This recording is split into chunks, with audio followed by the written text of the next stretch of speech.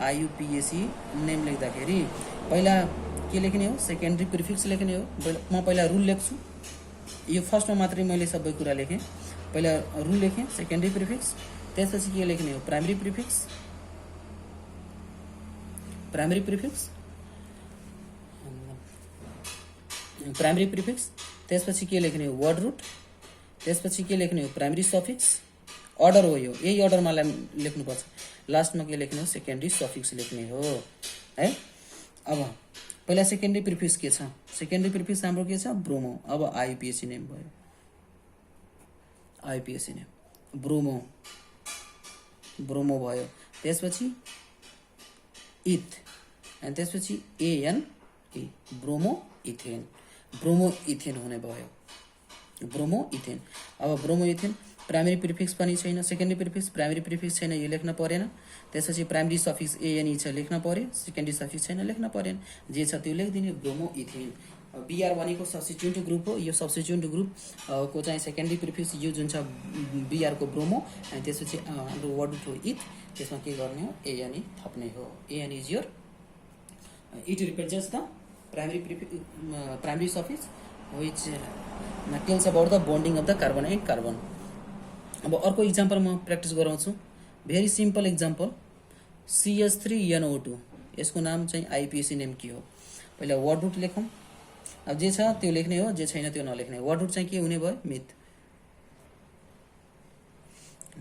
Myth. अब यो carbon, अर्को कार्बन छँदै छैन, सेचुरेटेड छ। त्यसपछि प्राइमरी प्रिफिक्स हुन्छ तिम्रो, प्राइमरी सफिक्स हुन्छ, प्राइमरी सफिक्स एएनई, प्राइमरी सफिक्स एएनई भयो। अनि त्यसपछि प्राइमरी प्रिफिक्स छैन, किनभने साइक्लिक रिङ छैन। अनि त्यसपछि यो, अब यसको सेकेन्डरी सफिक्स छैन, प्राइमरी प्रिफिक्स जे छ त्यो लेख मात्रै। यसको चाहिँ primary 2 degree prefix, secondary prefix के छ, नाइट्रो, NO2 छ भने यसको चाहिँ नाइट्रो युज हुनु। अब आइयुपिएसी नेम लेखौँ, आइयुपिएसी नेम पहिला चाहिँ 2 डिग्री प्रिफिक्स लेख्न पर्यो, वर्ड रुट, त्यसपछि सफिक्स लेख्न पर्यो। यसको चाहिँ वो आइयुपिएसी नाइट्रो मिथेन है, कुनै प्रब्लम त छैन, जे छ त्यही मात्रै लेख्दैछौँ हामी, CH3NO2। अब चाहिँ थर्ड इक्जाम्पल हामी प्र्याक्टिस गर्छौँ, यसको नाम हुने भयो नाइट्रो, नाइट्रोमिथेन, CH3NO2। ल थर्ड नम्बर प्र्याक्टिस गर्छ, एउटा साइक्लिक प्र्याक्टिस गरौँ। CH2, यहाँ CH2 हुँदैन, यहाँ बिआर, मैले एउटा हाइड्रोजन हटाएँ, बिआर राखेँ। ल यसको चाहिँ वर्ड रुट, यसमा जम्मै लेख्छु म, अनि त्यसपछि आइयुपिएसी नेम लेख्ने, कुनै कन्फ्युजन नहोस्। वर्ड रुट चाहिँ के हो तिम्रो, तीनवटा, कतिवटा कार्बन छ, 1 2 3, तीनवटा कार्बन, तीनवटा कार्बनको चाहिँ वर्ड रुट चाहिँ के युज हुन्छ, प्रोपी युज हुने भयो। त्यसपछि 1 डिग्री सफिक्स, प्राइमरी सफिक्स सबै सेचुरेटेड छ, एएनई, 2 डिग्री सफिक्स, कुनै पनि फङ्सनल ग्रुप छैन, अब्सेन्ट हुने भयो। त्यसपछि 1 डिग्री प्रिफिक्स, अब 1 डिग्री प्रिफिक्सको कुरो आयो। 1 डिग्री प्रिफिक्स, 1 डिग्री प्रिफिक्सले के बताउने हो, कम्पाउन्ड के हो, ओपेन चेन हो कि साइक्लिक चेन हो। यो साइक्लिक छ भने के युज हुन्छ, 1 डिग्री प्रिफिक्स साइक्लो युज हुने भयो। अब 2 degree prefix, 2 degree prefix, 2 degree प्रिफिक्सको कुरा गर्दाखेरि के हो, बिआर हो। बिआरको चाहिँ सेकेन्डरी प्रिफिक्स के युज हुन्छ, ब्रोमो।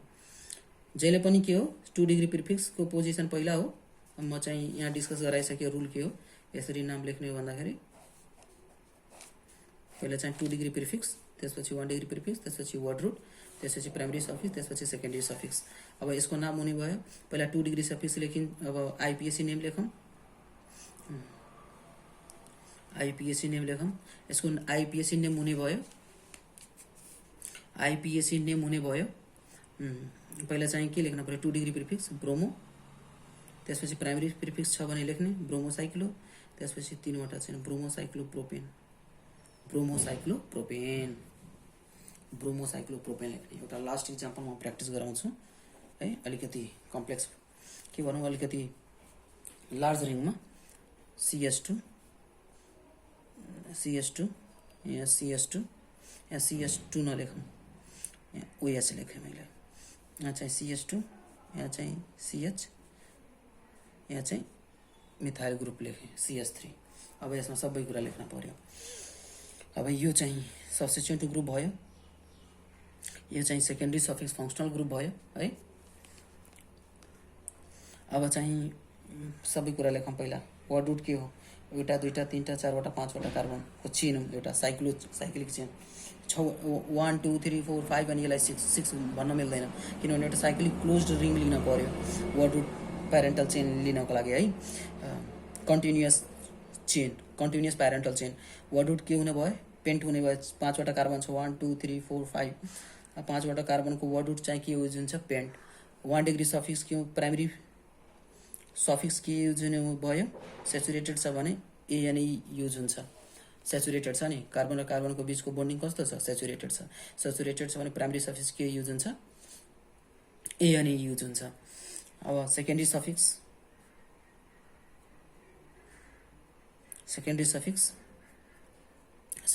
के हुने भयो, OLE अल्कोहल छ नि यहाँ, OH ग्रुप। OH को चाहिँ सेकेन्डरी सफिक्स के हो, OL हो। त्यसपछि प्रिफिक्स लेखौँ। Primary prefix 1 degree prefix. 1 degree prefix चाहिँ के हुने भयो, जसले चाहिँ साइक्लिक कम्पाउन्ड इन्डिकेट गर्छ। साइक्लिक कम्पाउन्ड के युज हुने भयो, साइक्लो। प्रिफिक्स जहिले पनि साइक्लो युज हुन्छ, चाहे 3वटा कार्बनको होस्, चाहे 5वटा कार्बन, चाहे 6वटा, जहिले पनि प्राइमेरी प्रिफिक्स जहिले पनि साइक्लो नै युज हुन्छ, साइक्लो भयो।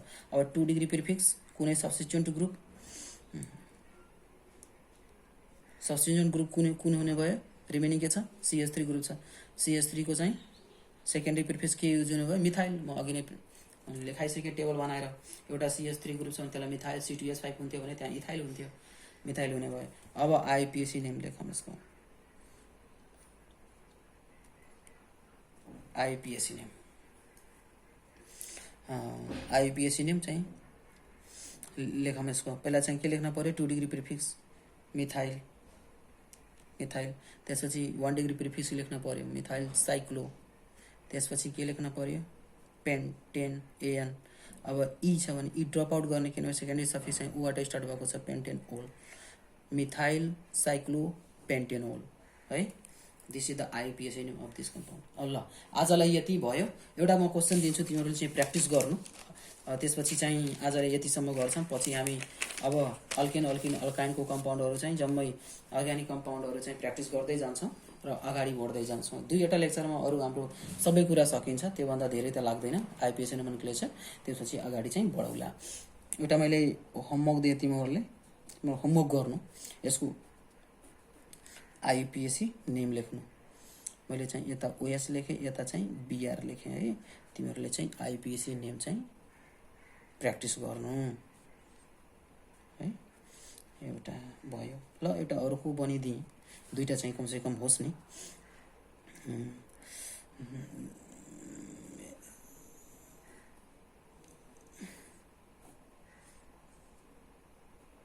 यहाँ क्लोरिन दिएँ। ल प्र्याक्टिस गर्नु। ल 2टा क्वेसन चाहिँ प्र्याक्टिस गर तिमीहरूले। यसको IUPAC नेम के हो, यसको पनि IUPAC नेम IUPAC। 2टा चाहिँ साइक्लिक रिङ कम्पाउन्डको भयो, अर्को चाहिँ ओपेन चेन पनि दिइहालौँ है। 3टा क्वेसन प्र्याक्टिस गर, CH BR CH3। ल यो 3टा क्वेसन भयो। आजलाई यति गरौँ, पछि चाहिँ हामी कोर्सलाई अगाडि बढाउँला।